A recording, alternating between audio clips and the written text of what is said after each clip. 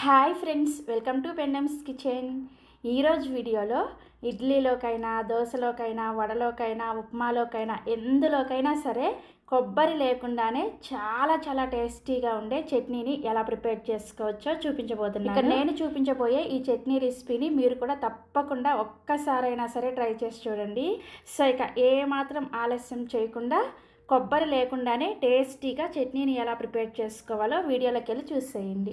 ఈ చట్నీని ప్రిపేర్ చేసుకోవడం కోసం స్టవ్ ఆన్ చేసి ఇలా ఒక ప్యాన్ పెట్టుకొని ఇందులోకి 1 కప్పు పల్లీలను వేసుకోండి.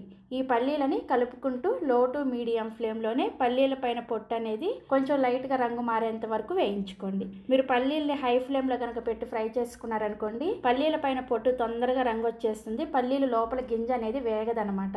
అలాంటప్పుడు మీకు చట్నీ కొంచెం సేపటికే సాగినట్లుగా అయిపోతుంది. అదేవిధంగా టేస్ట్ కూడా అస్సలు బాగోదు. జాగ్రత్తగా ఓపికగా లో ఫ్లేమ్లోనే కలుపుకుంటూ వేయించుకోండి. సో పల్లీలు చూసారా, ఇలా చక్కగా లైట్గా రంగు మారేటప్పుడు ఒక ప్లేట్లోకి తీసేసుకొని వీటిని పూర్తిగా చల్లారనివ్వండి. నెక్స్ట్ ఇప్పుడు సేమ్ ప్యాన్లోకి 1 టీ స్పూన్ దాకా నూనెను వేసుకొని నూనె వేడైన తర్వాత ఒక మీడియం సైజులో ఉండే ఉల్లిపాయని ఇలా కొంచెం పెద్ద ముక్కలుగా కట్ చేసుకొని వేసుకోండి. అలాగే 4-5 వరకు పొట్టు తీసేసిన వెల్లుల్లి రెబ్బలు, 5-6 వరకు పచ్చిమిర్చిని వేసుకోండి. పచ్చిమిర్చిని మీరు తినే కారానికి తగ్గట్టుగా చూసుకొని కొంచెం ఎక్కువ తక్కువ కూడా వేసుకోవచ్చు.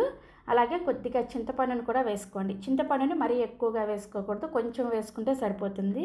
వీటన్నిటిని కూడా కలుపుకుంటూ లో ఫ్లేమ్లోనే వేయించుకోండి. ఈ చట్నీ కోసం ఉల్లిపాయలు రంగు మారాల్సిన అవసరం ఏమీ లేదు. మనకి ఉల్లిపాయ రెబ్బలు సపరేట్ అయ్యి ఉల్లిపాయ ముక్క కొంచెం మెత్తబడేంత వరకు వేయించుకుంటే సరిపోతుంది అనమాట.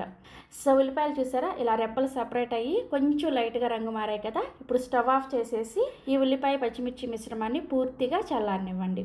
సో మనం ఇవి వేయించుకునే లోపే మనకి చక్కగా ముందుగా వేయించుకున్న ఈ పల్లీలు పూర్తిగా చల్లారిపోయాయి. ఇప్పుడు ఈ పల్లీల పైన పొట్టంతా కూడా శుభ్రంగా తీసేసేయండి. సో పల్లీల పైన పొట్టు ఇలా శుభ్రంగా తీసేసిన తర్వాత మిక్సీ జార్లోకి వేసేసుకోండి. నెక్స్ట్ ఇందులోనే ఒక 3 టేబుల్ స్పూన్ల దాకా పుట్నాల పప్పుని వేసుకోండి. వీటినే వేయించిన శనగపప్పు, అదేవిధంగా చట్నీ పప్పు అని కూడా అంటారు. తర్వాత ఇందులోకి 1 రెమ్మ ఫ్రెష్ కరివేపాకుని, అదేవిధంగా కొద్దిగా కొత్తిమీరని కాడలతో సహా వేసుకోండి. కాడలతో సహా వేసుకుంటేనే మీకు చట్నీ అనేది చాలా టేస్టీగా ఉంటుంది. తప్పకుండా వేసుకోండి. అలాగే ఇందులోకి మనం ముందుగా వేయించి పక్కన పెట్టుకున్న ఈ ఉల్లిపాయ పచ్చిమిర్చీలు పూర్తిగా చల్లారిన తర్వాత ఇదే మిక్సీ జార్లోకి వేసేసుకొని రుచికి సరిపడా ఉప్పుని, అలాగే అవసరమైన నీళ్ళని పోసుకుంటూ చట్నీని బాగా మెత్తగా గ్రైండ్ చేసేసుకోండి.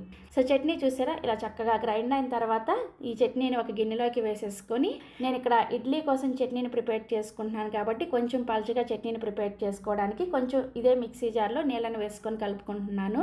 మీకు ఒకవేళ గట్టి చట్నీ కావాలన్నా కానీ ఇదే విధంగా ప్రిపేర్ చేసేసుకోవచ్చు.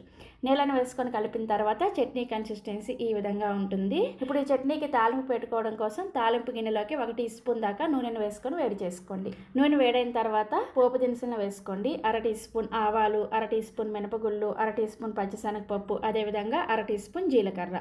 ఈ 4 పోపు దినుసులను వేసేసుకోండి. అదేవిధంగా 2-3 ఎండుమిర్చిని ఇలా కొంచెం చిన్న ముక్కలుగా కట్ చేసుకొని వేసుకోండి. అలాగే కరివేపాకును కూడా కొంచెం చిన్న ముక్కలుగా కట్ చేసుకొని వేసుకొని ఈ తాలింపుని లో ఫ్లేమ్లోనే చక్కగా వేయించుకోండి. సో తాలింపు ఇలా చక్కగా వేగిన తర్వాత స్టవ్ ఆఫ్ చేసేసి ఈ తాలింపుని తీసుకొచ్చి మనం ముందుగా గ్రైండ్ చేసుకున్న ఈ చట్నీలో వేసేసుకొని కలుపుకోండి. అంతే, చాలా సింపుల్. అలాగే టేస్ట్ అయితే చాలా బాగుంటుంది. తప్పకుండా ట్రై చేయండి. ప్రతిరోజు ఒకే రకం చట్నీలు కాకుండా ఇలా కొత్తగా చట్నీలు ప్రిపేర్ చేసి పెట్టారనుకోండి, ఇడ్లీ అంటే ఇష్టం లేని వాళ్ళు కూడా ఇష్టంగా తినేస్తారనమాట. సో చక్కగా ఇలా చట్నీని ప్రిపేర్ చేసుకొని నేనైతే ఇక్కడ మెత్తటి స్పాంజ్ లాంటి వేడి ఇడ్లీతో సర్వ్ చేసుకున్నాను.